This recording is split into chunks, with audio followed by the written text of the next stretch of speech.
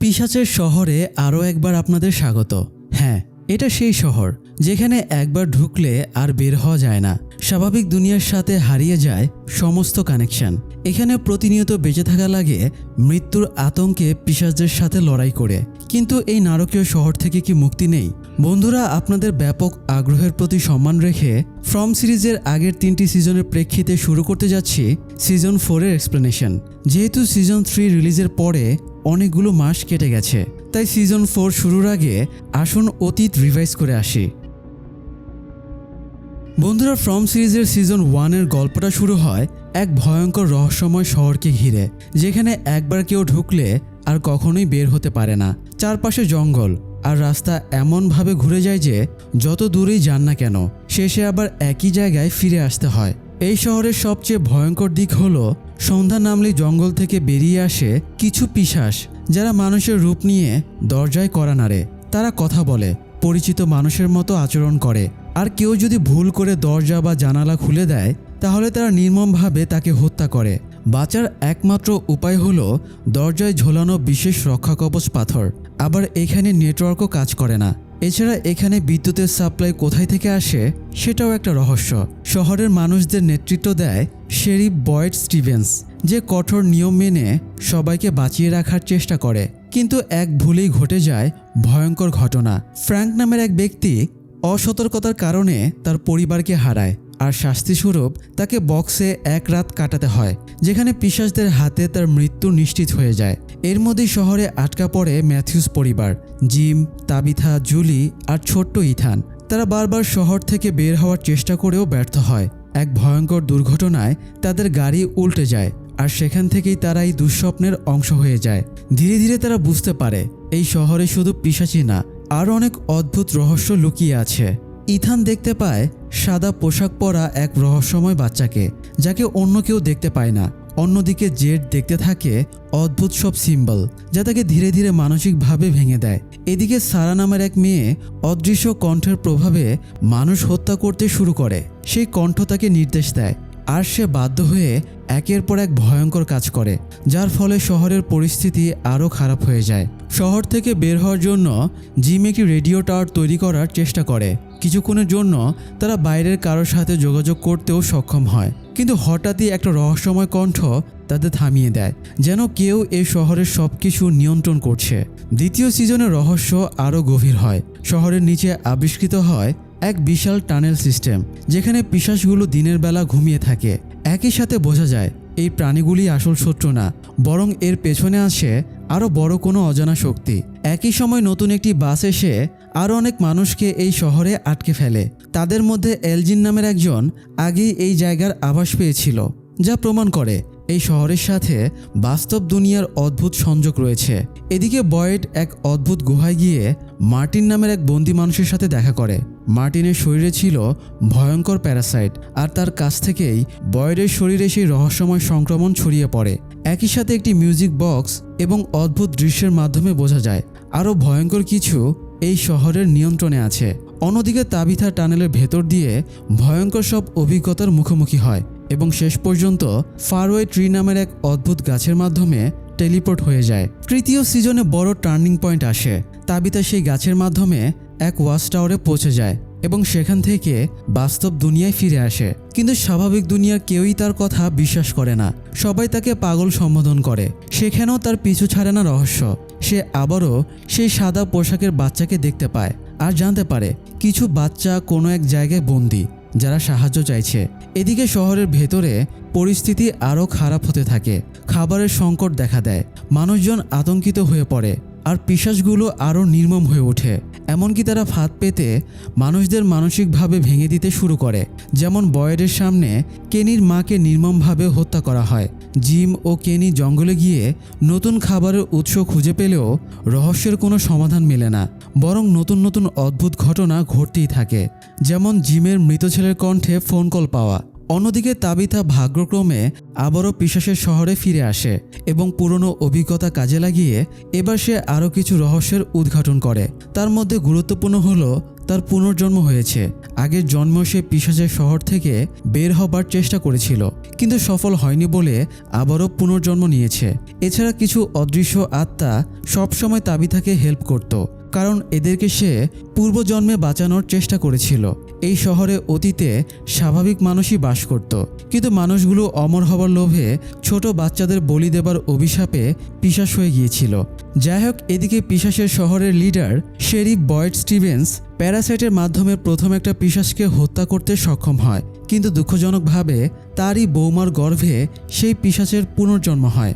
অনেক প্রচেষ্টার পরেও যেটাকে থামানো যায় না, ফলে পিশাচদের সাথে আবারও নতুন করে একদল মানুষের লড়াই শুরু হয়। শেষ পর্যন্ত কি পিশাচদের ধ্বংস করে এই শহরকে স্বাভাবিক করা সম্ভব হবে? আসুন দেখি সিজন 4-এ আর কি কি রহস্য হাতছানি দিচ্ছে। তাবিথা, জিম দম্পতি এবং জেড তিনজনে পিশাচের শহরের রহস্য উদ্ঘাটন করতে চাইছিল। বিভিন্ন সোর্স থেকে জেড ক্যালকুলেশন করে বের করে এই জায়গার সাথে মিউজিক কানেক্টেড, তাই তারা তিনজনে ফারওয়ে বোতল ট্রির সামনে যায় এবং জেড ভায়োলিন বাজাতে শুরু করে। এই বোতল ট্রিতে অনেক বোতল টানানো আছে, প্রতিটা বোতলের ভেতরে একটা করে চিরকুট ছিল যেগুলোতে রিদম লেখা আছে। জেড সেই রিদম অনুযায়ী সুর তৈরি করলে বেশ কিছু বাচ্চার আত্মা বেরিয়ে আসে। আত্মাগুলোর ভেতরে একটা বাচ্চা মেয়ে তাবিথাকে বলে আমকুয়ে, অর্থাৎ রিমেম্বার বা মনে করা। তখনই তাবিথার সমস্ত কিছু মনে পড়ে যায় এবং সে অস্থির হয়ে পড়ে। সেন্সে আসার পরে সে তার স্বামী জিমকে জানায় তাবিথা এর আগে একাধিকবার জন্মেছিল।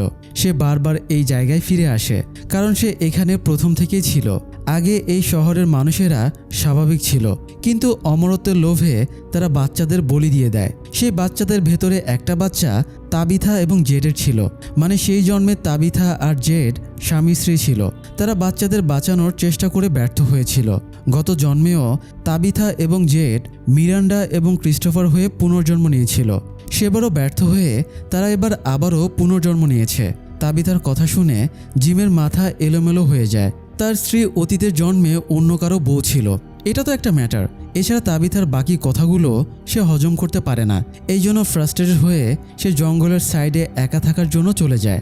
ঠিক ওই সময় তার বড় মেয়ে জুলি চিৎকার করে জঙ্গলের ভেতর থেকে ছুটে আসে। যদিও জিম বুঝতে পারে না এটা বর্তমানের জুলি না, বরং এই জুলি ফিউচার থেকে এসেছে জিমকে বাঁচানোর জন্য। জুলি নিজের অজান্তেই একজন স্টোরি ওয়াকার ছিল, মানে জঙ্গলের ভেতরে একটা বিশেষ জায়গা আছে, সেখানে ধ্বংসাবশেষের মাঝে কয়েকটা পিলার দাঁড় করানো। জুলি সেই জায়গাটাতে গেলে অনেকটা টাইম ট্রাভেলের মতো পাওয়ার পেয়ে যায়। সেভাবেই হয়তো ফিউচারের কোনো টাইমলাইন থেকে জুলি তার বাবাকে বাঁচাতে এসেছিল। যাই হোক, জুলি জিমকে যার ব্যাপারে অ্যালার্ট করছিল সেই লোকটাও সেখানে এসে উপস্থিত হয়ে যায়। সে একটি হলুদ স্যুট আর প্যান্ট পরা ছিল। তখনই তার পরিচয় জানা না গেলেও সে খুবই সাংঘাতিক পাওয়ারফুল। লোকটা এসে প্রথমেই জিমের গলা চেপে ধরে এবং গলাটা চিরে ফেলে। বাবার এই দশা দেখে জুলি চিৎকার শুরু করে। লোকটা জুলিকে বলে, এবার তুমি কোথায় থেকে এসেছো? তুমি কি ভাবছো কেউ জানতে পারবে না? তুমি যতই চেষ্টা করো না কেন, যেটা একবার ঘটে গেছে সেটা আর চেঞ্জ করা যাবে না। পরের মুহূর্তেই জুলি ভ্যানিশ হয়ে যায়, মানে সে হয়তো নিজের রিয়ালিটিতে ফিরে গেছে। তো লোকটা জিমকে বলে, তোমার স্ত্রী অনেক বেশি বাড়াবাড়ি করে ফেলেছে, ওর এত কিছু জানা উচিত হয়নি। লোকটা এই জন্যই ফিরে এসেছে যাতে এই পিশাচের শহরের রহস্য কখনো উদ্ঘাটন না হয়। আর সে তখন থেকেই কাজ শুরু করে দেয়। সে প্রথমে জঙ্গলের ভেতর থেকে একটা সুটকেস বের করে এবং নিজেকে ট্রান্সফর্ম করার প্রিপারেশন নিতে থাকে, কারণ এবার সেও ব্যাটেলফিল্ডে নেমে গেছে। যাই হোক, এদিকে ফাতিমার ডেলিভারি করিয়েছিল একজন পিশাচ মহিলার আত্মা। ফাতিমা এই শহরের প্রথম প্রেগনেন্ট মহিলা ছিল, তাই সবাই আশা করেছিল ফাতিমার গর্ভে এমন কারো জন্ম হবে সে তাদের এই মৃত্যুপুরী থেকে উদ্ধার করবে। কিন্তু সবার ধারণা ভুল ছিল।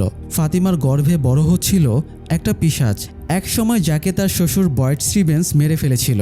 কে জানে, হয়তো সেই প্রতিশোধ নিতেই পিশাচটা বয়েডের বৌমার গর্ভেই জন্ম নেয়। তো ফাতিমার ডেলিভারির সময়ে একটা মাংসপিণ্ডের মতো জিনিস বের হয়। আত্মাটা সেই মাংসপিণ্ড নিয়ে পাতাল ঘরের ভেতরের একটা সিক্রেট চেম্বার দিয়ে নেমে যায়। ব্যাপারটা জানার পরে বয়েডও চেম্বারে ঢুকে যায় এবং দেখে অনেকগুলো পিশাচ মাংসপিণ্ডটাকে ঘিরে আছে এবং সেটা কয়েক মুহূর্তের ভেতরে পূর্ণাঙ্গ মানুষরূপী পিশাচে পরিণত হয়।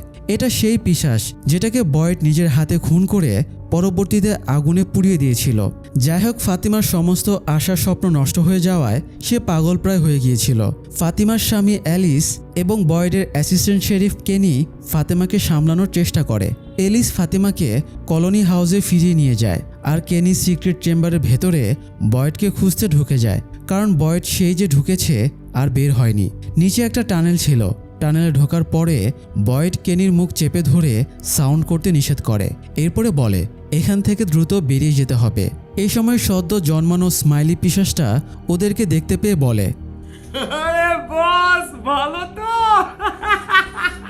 কেনি স্মাইলিকে দেখে ঘাবড়ে যায়, কারণ বয়েড স্মাইলিকে মারার পরে কেনি স্মাইলির পোস্টমর্টেম করেছিল, এমনকি তাকে আগুনে পুড়িয়ে মারতেও হেল্প করেছিল। সে আবারও কিভাবে বেঁচে গেল এই বিষয় কেনির কাটছিল না। বয়েড কেনিকে টেনে নিয়ে দ্রুত ওপরে উঠে আসে এবং জানায় ফাতিমা এই পিশাচের জন্ম দিয়েছে। অন্যদিকে কলোনি হাউসে তো আরেকটা অঘটন ঘটে গেছে। এলজিন নামের একটা ছেলে পিশাচের বশে চলে গিয়েছিল। তাদের বশবর্তী হয়ে এলজিন ফাতিমার গর্ভে পিশাচটার বেড়ে উঠতে হেল্প করেছিল, এমনকি সেই ফাতিমাকে কিডন্যাপ করে পাতাল ঘরে রেখে এসেছিল। তো এখন তো কেউ ফাতিমার লোকেশন জানতো না, তাই প্রথমে স্টিভেন্স এবং পরে সারা এলজিনকে টর্চার করেছিল ফাতিমার লোকেশন জানার জন্য। সারার ওপরে আগে থেকেই পিশাচদের প্রভাব আছে, মানে সারা হঠাৎই হাইপার হয়ে যায় এবং নিজের অজান্তেই খুন খারাপি করে ফেলে। আজও সে অজান্তে এলজিনের চোখের ভেতরে একটা স্ক্রুড্রাইভার ঢুকিয়ে চোখ উপড়ে ফেলেছিল। তো কলোনি হাউসের পরিচালিকা ডোনা ডাক্তার ক্রিস্টিকে এলজিনের চিকিৎসার জন্য নিয়ে আসে। এলজিনকে পুলিশ অফিসার অ্যাকোস্টা পাহারা দিচ্ছিল। যদিও অ্যাকোস্টা পুলিশ অফিসার ছিল স্বাভাবিক দুনিয়াতে, এখানে সে বাকিদের মতোই সাধারণ। অল্প কিছুদিন হয়েছে সে এই শহরে এসেছে। অবশ্য অ্যাকোস্টা নিজের ক্যারেক্টার ভুলতে পারে না বলে সবসময় পুলিশ অফিসারের মতোই আচরণ করে। যাই হোক, ক্রিস্টি এলজিনের চোখের ট্রিটমেন্ট শুরু করে। এলজিন ক্ষমার স্বরে বলে তাকে বলা হয়েছিল বাচ্চাটা জন্মালেই তারা নিজেদের বাড়ি ফিরতে পারবে, তাই সে এই কাজটা করেছিল। ক্রিস্টি বোঝায় এলজিনকে ভুল বোঝানো হয়েছিল। এমনটা শুধু এলজিনের সাথেই ঘটেনি, বরং আরও অনেকের সাথেই ঘটেছে এবং ভবিষ্যতেও ঘটবে। তাই সে এলজিনকে মন খারাপ করতে বারণ করে। এরপরে ক্রিস্টি এলজিনের ফাঁকা চোখটা সেলাই করে দেয় যাতে ইনফেকশন না হয়। এদিকে বয়েড শেরিফ অফিসে ফিরে এসে একটা বাক্স খোলে এবং ভেতরে স্টোর করে রাখা বুলেটগুলো গুনতে শুরু করে। কেনি এসবের কারণ জিজ্ঞেস করলে বয়েড বলে প্রয়োজনের সময়ে যথেষ্ট পরিমাণ বুলেটের মজুদ পাওয়া যাবে কিনা সে সেটাই চেক করছে। কেনি বয়েডকে অস্থির হতে বারণ করে, কিন্তু সে অস্থির হবেই না কেন? এখন পর্যন্ত তারা একবারই পিশাচদের বিরুদ্ধে জিতেছিল। বয়েড নিজের হাতে একটা পিশাচকে মারতে সফল হয়েছিল, কিন্তু সেই পিশাচ আবারও তাদেরকে হারিয়ে দিয়ে নতুন জীবন পেল। তার মানে ওদেরকে মারার আপাতত আর কোনো উপায় নেই। এই ব্যাপারে বয়েডের ফ্রাস্ট্রেশন কাটছিলই না। তারা এই ব্যাপারে কথাবার্তা বলছিল। এই সময় দ্রুত গতিতে একটা গাড়ি এসে শেরিফ অফিসে ধাক্কা মারে। এই গাড়ি বা গাড়িতে থাকা লোকেরা এই শহরের না, ওরাও ভুল করে এই শহরে ঢুকে পড়েছে। তো বয়েড আর কেনি বেরিয়ে এসে দেখে গাড়িতে একজন লোক আর তার মেয়ে বসে আছে। মেয়েটার নাম সোফিয়া, হালকা বয়স, খুব বেশি ঘাবড়ে ছিল। তার বাবা সম্ভবত একজন পাদ্রী। সে সেন্সলেস হয়ে গাড়ির স্টিয়ারিংয়ের ওপরে পড়েছিল। এদিকে তাবিথা, জুলি এবং ইথানও কাছাকাছি জায়গায় দাঁড়িয়েছিল। জুলি এবং ইথান তাদের বাবা জিমের জন্য একটু চিন্তিত ছিল, কারণ অনেকক্ষণ হলো জিম এখনও শহরে ফেরেনি। এরা কেউই এখনও জানে না জিম অলরেডি মরে গেছে।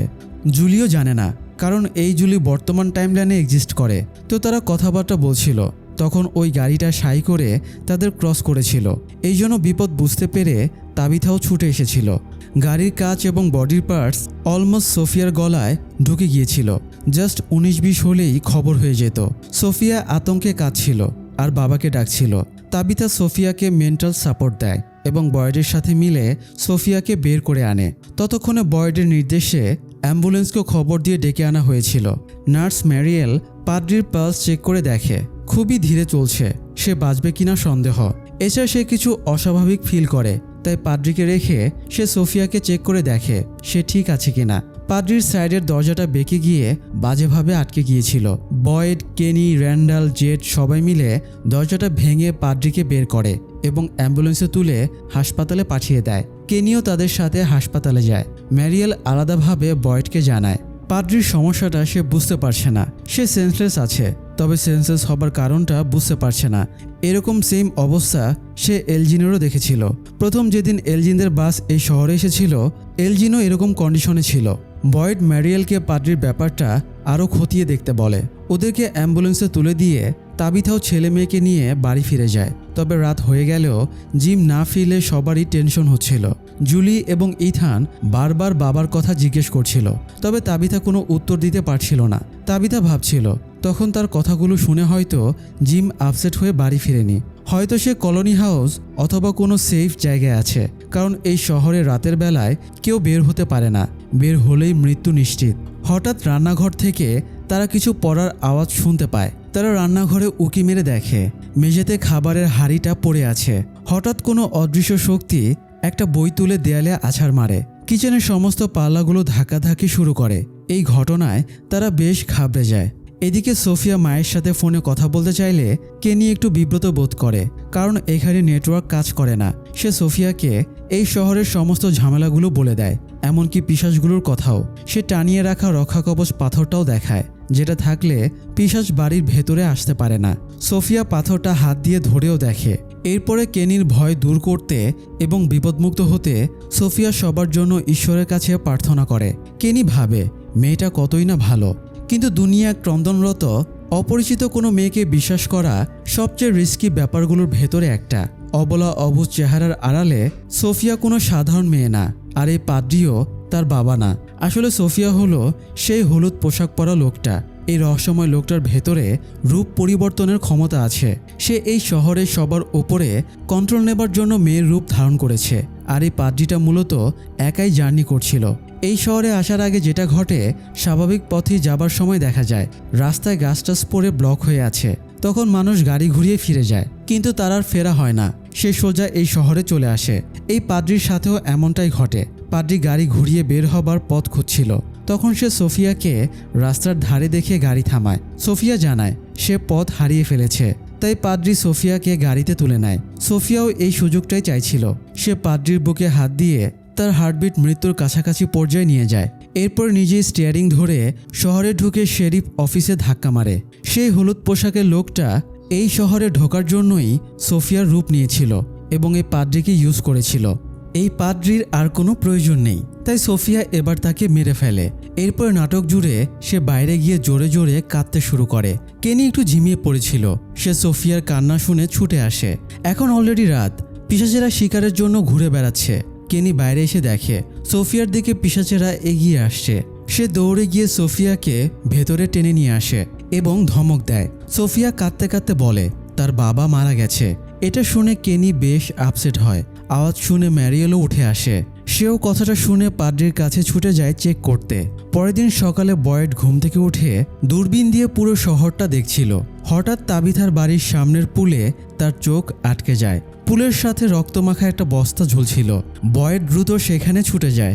বস্তা থেকে তখনও রক্ত চুইয়ে চুইয়ে পড়ছিল। ততক্ষণে অনেকেই বেরিয়ে এসেছিল। তাবিথা জানালা দিয়ে বস্তাটা দেখেই তার মনের ভেতরে ছ্যাদ করে ওঠে। তাবিথা দরজা খুলে বেরিয়ে আসলে তার এক্সপ্রেশন দেখে বয়েড বুঝে যায় হয়তো জিমের কিছু ঘটেছে। এ সময় ইথানও ভেতর থেকে বস্তাটা দেখতে পেয়ে অস্থির হয়ে দৌড় দেয়, তবে বয়েড তাকে বস্তার কাছে যাওয়া থেকে আটকে দেয়। ইথানেরও আতঙ্ক হচ্ছিল বস্তায় তার বাবার লাশ কিনা। তাবিথা জুলি আর ইথানকে বুঝিয়ে দূরে পাঠিয়ে দেয়, যাতে নির্মম দৃশ্যটা তাদের দেখতে না হয়। এরপরে সে বুকে পাথর বেঁধে বয়েডকে বস্তাটা নামাতে বলে। বয়েড আর জেড মিলে বস্তাটা নিচে নামায়। বয়েড বস্তাটা খুলতে গেলে তাবিথা তাকে বারণ করে বলে সে নিজেই বস্তাটা খুলবে। এরপরে তাবিথা কাঁপা কাঁপা হাতে বস্তার মুখ খুলে দেখে এটা জিমের লাশ না, বরং একটা ছাগলকে কেটে বস্তার ভেতরে ঝুলিয়ে রাখা হয়েছিল। এদিকে ইথান আর জুলি খামারে গিয়েছিল। তারা খামারের দরজা খুলেই চিল্লিয়ে ওঠে, কারণ জিমের লাশটা সেখানে উল্টো করে ঝুলিয়ে রাখা হয়েছে। মানে ওদেরকে সর্বোচ্চ মেন্টাল শক দিতে নিখুঁত প্ল্যানের মাধ্যমে সবকিছু সাজানো হয়েছে। তো ওদের চিৎকার শুনে তাবিথা বয়েডরাও ছুটে যায়। তাবিথা জিমের লাশ দেখে হাওমাও করে কাঁদতে শুরু করে। বয়েড নোটিস করে দেয়ালে তাদের জন্য একটা মেসেজ ছেড়ে গেছে। বেশি পাকনামির ফল এটা। মেসেজ দেখে বয়েড বেশ ক্ষেপে যায়। বাড়ি ফিরে ইথান তাবিথার সাথে রাগারাগি করে। তার ধারণা বরাবরের মতো জিম আর তাবিথা আবারও ঝগড়া করেছিল। এই জন্য গতকাল তাবিথা একাই বাড়ি ফিরে এসেছিল। রাগ করে জিম বাড়ি না ফেরায় তাকে মরতে হলো। এই জন্য ইথান মাকে দোষারোপ করে বেরিয়ে যায়। ইথানকে সামলাতে জুলিও বেরিয়ে যায়। বয়েড আর জেড মিলে জিমের লাশটা ধরাধরি করে চার্চে নিয়ে আসে। দেখতে পেয়ে এলিসও তাদের সাথে আসে। বয়েড আপন মনে জেডকে জিজ্ঞেস করে ওরা মেসেজ রেখে গেছে বেশি পাকনামির জন্য, মানে বেশি জেনে যাবার জন্য তারা জিমকে মেরে ফেলেছে। তো এটার মানে কি? তখন জেড বয়েডকে পুরো ঘটনা বলে বোঝায়। সে আর তাবিথা বোতলটির সামনে গিয়ে মিউজিক বাজাচ্ছিল। তখন 7টা বাচ্চার আত্মা এসে আংখুয়ের শব্দটা বলছিল। এটার মানে হলো রিমেম্বার বা মনে করা। তখন তাদের মনে পড়ে তারা কিভাবে বারবার পুনর্জন্ম নিয়ে এই শহরের রহস্য উদ্ঘাটনের চেষ্টা করছে। হয়তো তাদের এই জিনিসটা জেনে যাবার জন্যই ওরা জিমকে হত্যা করেছে। বয়েড এরকম কথাবার্তা আগেও শুনেছে। সারা এবং তার ভাইয়েরও এই শহরকে কেন্দ্র করে নিজস্ব কিছু থিওরি ছিল, তবে তারা সেগুলো কখনোই গুরুত্ব দেয়নি। বয়েড জেডকে আরও বিস্তারিতভাবে ঘাটাঘাটির পরামর্শ দিয়ে বেরিয়ে যায়। এদিকে সোফিয়ার চশমাটা ভেঙে গিয়েছিল, তাই কেনি বলে স্টোরেজ রুমে চশমার কালেকশন আছে, সেখান থেকে সে সোফিয়াকে ভালো চশমা নিয়ে দেবে। তাই কেনি সোফিয়াকে নিয়ে বাইরে বের হতেই সারার সাথে দেখা হয়। কেনি সারার কাছ থেকে জিমের মৃত্যুর কথা জানতে পারে। অ্যাসিস্ট্যান্ট শেরিফ হিসেবে কেনির কিছু দায়িত্ব আছে, তাই সে বয়েডের সাথে দেখা করতে চলে যায়। আর সারা সোফিয়াকে নিয়ে রেস্টুরেন্টের স্টোরেজে যায়। রেস্টুরেন্টে ঢুকে তাদের অ্যাকোস্টার সাথে দেখা হয়। অ্যাকোস্টা গত রাত থেকে এখানেই আছে। সারা অ্যাকোস্টার সাথে কথা বলতে গেলে সে পাত্তা দেয় না। অবশ্য এই শহরে সবাই সারার সাথে খারাপ আচরণ করে, কারণ পিশাচদের প্ররোচনায় একসময় সারা খুন খারাপি পর্যন্ত করেছে। যাই হোক, সারা সোফিয়াকে স্টোরেজ রুমে নিয়ে গেলে সে ইচ্ছে মতো বেছে একটা চশমা চুজ করে নেয়। এ সময় তাদের মধ্যে অনেক কথাবার্তা হয়, ফলে দুজনের মাঝে বেশ ভালো ভাবও জমে ওঠে। এদিকে জুলি ইথানকে ঘুম পাড়াচ্ছিল। ইথান ঘুমিয়ে গেছে কিনা বোঝার জন্য জুলি আস্তে করে ইথানকে ডাক দেয়, তবে ইথান সাড়া না দেওয়ায় জুলি আস্তে করে রুম থেকে বেরিয়ে যায়। যদিও ইথান জেগেই ছিল, সে জাস্ট ইচ্ছে করেই সাড়া দেয়নি। তো জুলি বের হবার সময়ে ডোনার সাথে দেখা হয়। ডোনা জুলির মানসিক অবস্থা বিবেচনা করে তার সাথে কাউকে পাঠাতে চাইছিল, তবে জুলি একাই বেরিয়ে যায়। বাইরে এসে সে র্যান্ডালের সাথে দেখা করে। র্যান্ডাল এখনও জিমের মৃত্যুর খবর পায়নি। জুলি বাবার মৃত্যুর কথাটা জানিয়ে র্যান্ডালকে বলে তারা চাইলে জিমকে আবারও বাঁচাতে পারবে। এই কাজে সে র্যান্ডালের হেল্প চায় এবং তাকে নিয়ে জঙ্গলের দিকে চলে যায়। যদিও র্যান্ডাল তাকে থামানোর চেষ্টা করছিল, জুলি বলে সে পিলারের সার্কেলের ভেতরে গিয়ে দাঁড়ালে টাইম ট্রাভেল করতে পারবে।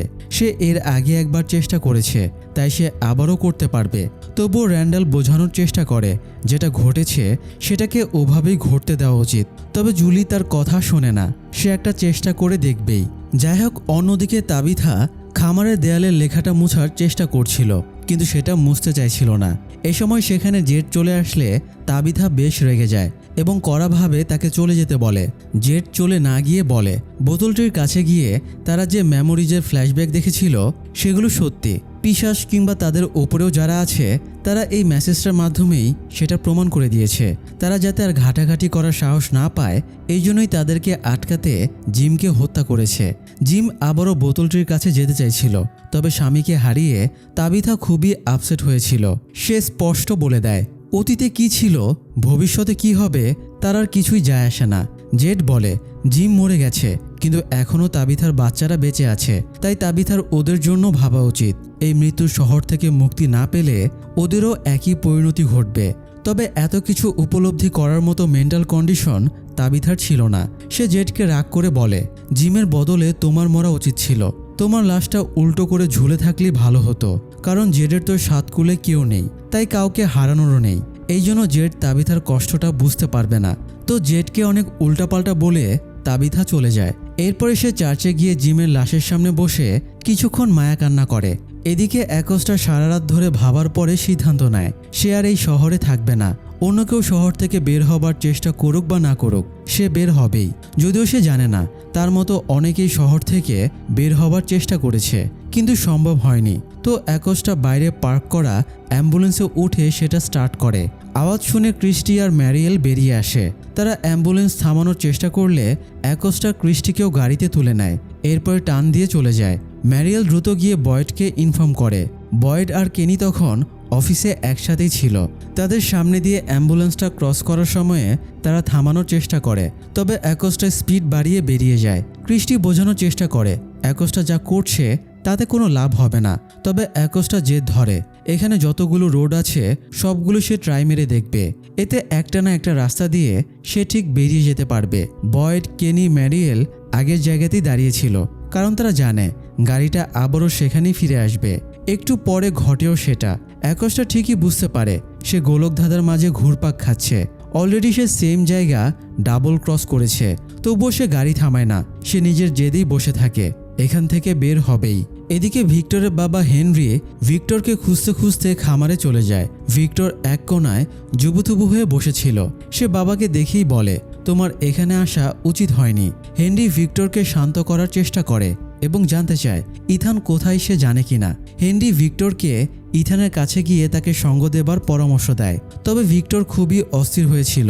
সে বারবার বলছিল ওরা সব ভালো জিনিস কেড়ে নেবে, শুধু খারাপ জিনিসগুলো রেখে যাবে। ভিক্টরি প্রথম এই জায়গার বিভিন্ন সিক্রেটের ব্যাপারে জানতে পেরেছিল, তাই যে কোনো ব্যাপারে সেই সবচেয়ে বেশি ঘাবড়ে যায়। এদিকে জুলি র্যান্ডালকে নিয়ে অন্ধকূপের কাছে যায়। সেখানে পিলারের সার্কেলের কাছে দাঁড়িয়ে সে আগে র্যান্ডালকে সার্কেলের ভেতরে যেতে বলে। র্যান্ডাল সার্কেলের ভেতরে গেলে তার ওপরে কোনো প্রভাব পড়ে না দেখে জুলি বেশ নিশ্চিন্ত হয়।